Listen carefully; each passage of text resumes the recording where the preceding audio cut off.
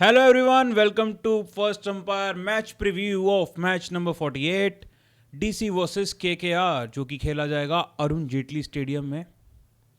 And अब हम देखने वाले हैं सारे के सारे मैचेस, इंपॉर्टेंट मैचेस, बहुत ज़्यादा इंपॉर्टेंट होने वाले हैं आप। और बहुत सारे परमुटेशन कॉम्बिनेशन अब खुलने स्टार्ट हो जाएंगे क्योंकि जो ये लास्ट दो मैचेस थे DC के और GT, इन दोनों के हारने के बाद अब बाकियों के लिए भी रास्ते खुलने स्टार्ट हो गए। बिल्कुल सही। और काफ़ी सारी चीज़ें और भी हैं यार, जैसे आज आरआर ने अपसेट किया, एक वो फ्री क्रिकेट खेली, को लगा कि उनको हो रहा है कि हमारा सीज़न ख़त्म हो गया पर अब हम अपने अगले सीज़न के हिसाब से खेलेंगे। And the kind of I would say वो फ्रीडम उनकी बैटिंग में दिखा। ऑब्वियसली वो सेम चीज़ केकेआर भी लेके आ सकते हो कि उनका सीज़न भी ऑलमोस्ट उसी मझधार पे अब खड़ा है, तो चीज़ें काफ़ी बदल सकती हैं।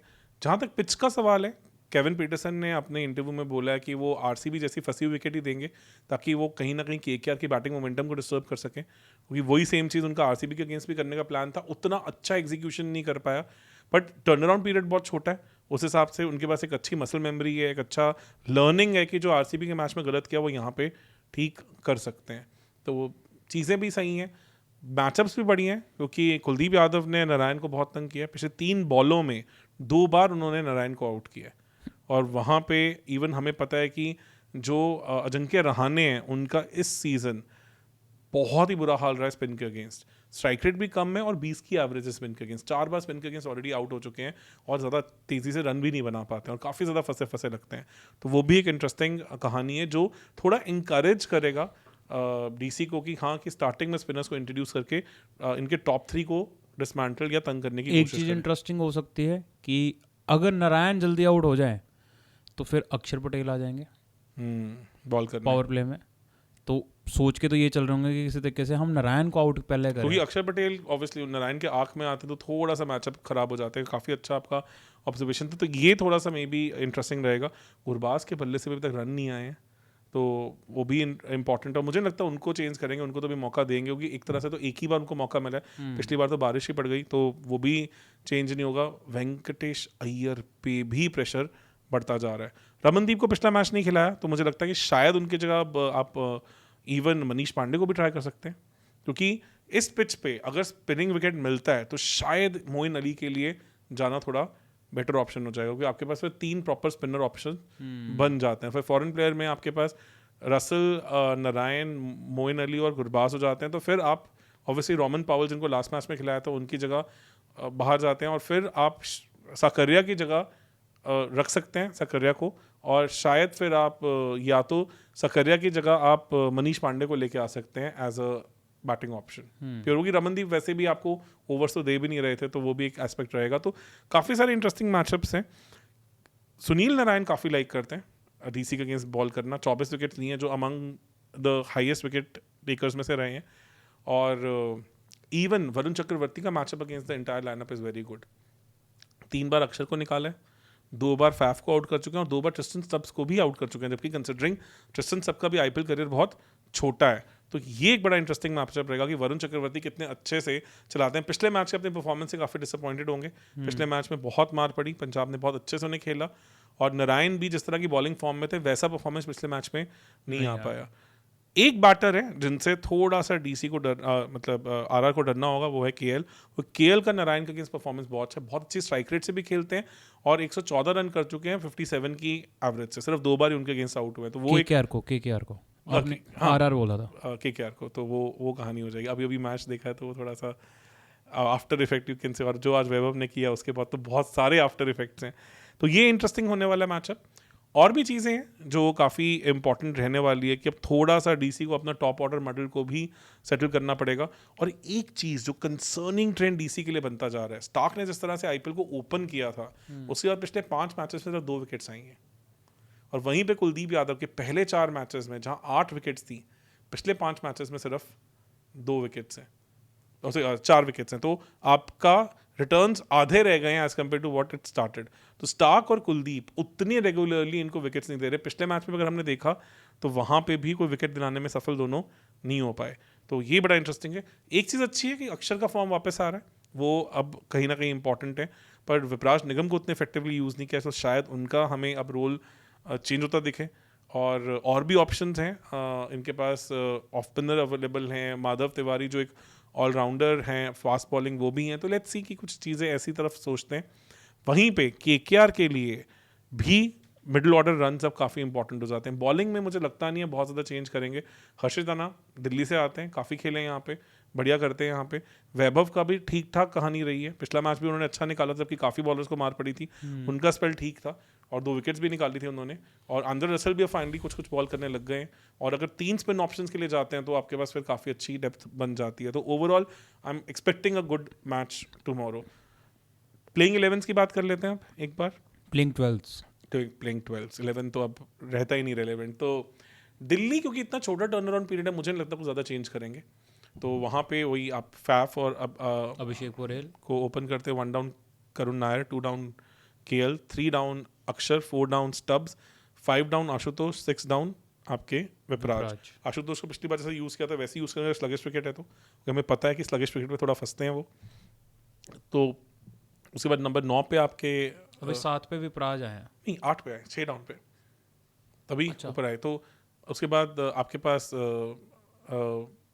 मिचेल स्टार्क को जाएंगे नंबर 9 पे बैटिंग करने के लिए। 10 पे आपके पास कुलदीप, 11 पे आपके पास चमीरा, फिर आपके पास एक मुकेश कुमार भी ऑप्शन बन जाते हैं। और अगर आशुतोष नहीं यूज होते हैं तो फिर आप एक और बॉलर को भी स्लॉट इन कर सकते हैं यहाँ पे, तो वो एक ऑप्शन भी बन के आ जाता है। उस केस में कौन से बॉलर आ सकते हैं? लग रहा है कि अभी शायद मोहित शर्मा की तरफ भी देख सकते हो कि into the pitch slower balls वहाँ फंस सकती हैं अगर वही स्लगिश विकेट देते हैं। बट ऑप्शंस हैं इनके पास और भी, जैसे आप मे बी जो त्रिपुरा विजय हैं ऑफ स्पिनर हैं उनको भी देखें क्योंकि यहाँ पे बहुत सारे लेफ्टीज हैं। नटराजन का कोई आइडिया नहीं है, अभी तक कोई उनके फिटनेस अपडेट्स आए नहीं हैं, तो मुझे लग नहीं रहा है कि अब तक सीजन में इंट्रोड्यूस नहीं हुए हैं तो आएंगे नहीं क्या आएंगे। ऐसा तो नहीं सोच रहे इनको सीधा प्लेऑफ्स में लेके आएंगे? पर यार मैच फिटनेस भी चीज़ होती है, कंसिडरिंग कितने टाइम से क्रिकेट नहीं खेले हैं वो, काफ़ी मतलब इंजरी से तो काफ़ी ज़्यादा जूझ ही रहे हैं।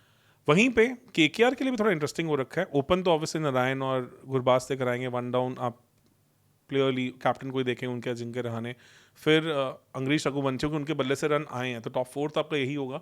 5 पे फिर ऑब्वियसली आपके पास और कोई ऑप्शन ही नहीं, आप वेंकटेश अय्यर लोगे। 6 पे आपके पास क्लियरली रिंकू सिंह, 7 पे आपके पास आंद्रे रसल, और फिर आप मनीष पांडे को as number 8 as a backup option रख सकते हो। If there is a collapse he can come in, and then obviously you have Moeen Ali also, so he can be also slotted in somewhere.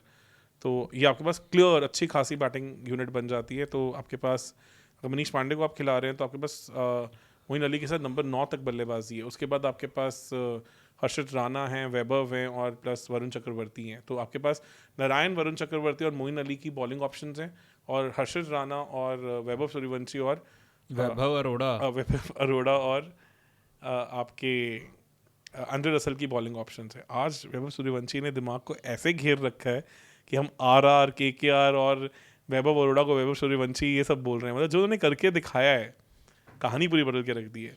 तो all in all मुझे लग रहा है तगड़ा match होना चाहिए। आरआर के लिए जैसे आज एक बड़ा अमेजिंग सा कुछ हुआ, वैसे ही केकेआर भी एक्सपेक्ट कर रही होगी कि कल उनके लिए भी कुछ नया निकल के आए।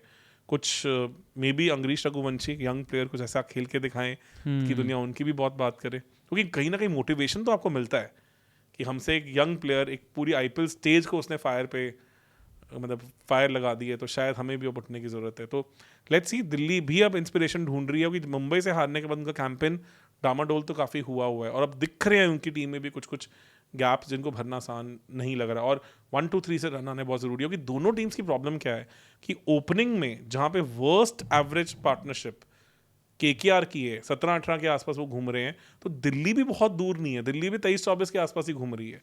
तो दोनों पावर प्ले की one of the poorest starter teams हैं, तो वहाँ ऑब्वियसली दे वुड वांट कि चीज़ें उनके लिए थोड़ी ठीक हो। जहाँ केकेआर के लिए तो हर मैच वो रखा है कि सभी जीतने पड़ेंगे उनको, तब जाके कुछ हो पाएगा। डीसी का अगर ये मैच हार जाते हैं तो क्वेश्चंस आ जाएंगे इन पे भी, फिर इनके लिए भी मेक इट और ब्रेक इट हो जाएगा इनके लिए हर मैच। मोमेंटम बहुत हिल जाता है। Kuldeep is just not looking the same bowler the time he got injured. मतलब वो डाइव मारनी उनको इतनी महंगी पड़ गई है कि उसके बाद से वो आधे बॉलर लग रहे हैं, रिटर्न्स भी आधे आ रहे हैं। इकॉनमी उनकी पहले 6 से कम की चल रही थी, अब 7.25 की हो गई है। ऐसा नहीं हो बहुत ड्रास्टिक फर्क है, पर जितने बड़े वो बॉलर हैं उनके साथ वो चीज़ काफ़ी इंपैक्ट डाल देता है। तो ये इंटरेस्टिंग चीज़ें हैं। तो लेट्स सी क्या होता है, उम्मीद है तगड़ा मैच देखने को मिले। और सेंटर विकेट यूज़ होने वाली है, दोनों तरफ की बाउंड्री सेम रहेंगी, तो ये नहीं होएगा कि स्क्वायर बाउंड्रीज में एक छोटी एक बड़ी है, ये बहुत बड़ा एडवांटेज है।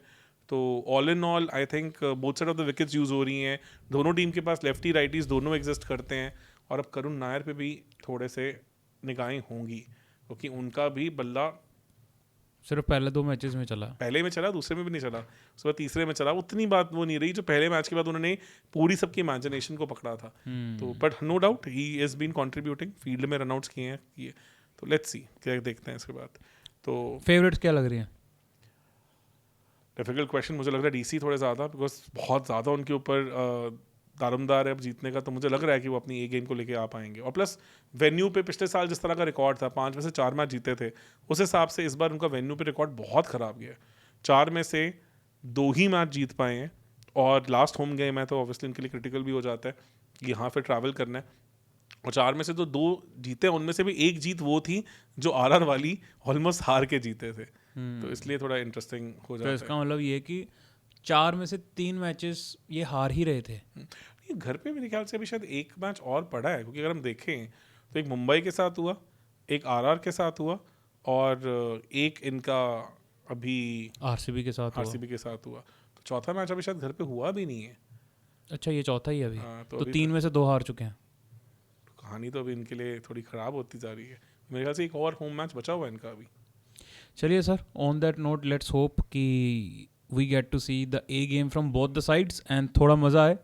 एंड जो यंग स्टार्स हैं वो कुछ बढ़िया करके दिखाएं। अभिषेक पुरेल पे वी वर बैटिंग की यार, ये कुछ बड़ा करें अब आज काफ़ी सबको इंस्पिरेशन मिला होगा डेफिनेटली। क्योंकि एक बंदा 35 बॉल 100 मार गया 14 साल की उम्र में, तो वो काफ़ी कुछ तो चेंज करेगा। एग्जैक्टली। एंड वहीं पे केकेआर चाहेगी कि वो एंड अच्छा करे, अगर स्टार्ट अच्छा नहीं हुआ तो वो एंड अच्छा करे। सो बाकी हमारे जो व्यूअर्स हैं वो भी हमें ज़रूर बताएं कि आपको क्या लगता है। एंड ज़रूर आप हमें कमेंट सेक्शन में बताएं कि आपको क्या लगता है कि कौन सी टीम जीतने के चांसेस हैं, क्यों जीतेगी, क्यों नहीं जीतेगी। एंड ऑब्वियसली फिर उसके बाद वही कमेंट्स दोबारा हम पढ़ेंगे भी, बिफोर मैच और आफ्टर मैच क्या हुआ। एंड बाकी अगर आपको हमारा कंटेंट अच्छा लगा तो प्लीज़ सब्सक्राइब ज़रूर करें। एंड हम pre match and mid match analysis जो है वो हम डिस्कॉर्ड पे करते हैं, तो ज़रूर हमारा डिस्कॉर्ड लिंक जो है वो ज्वाइन करें। Thank you so much, see you tomorrow. Thank you.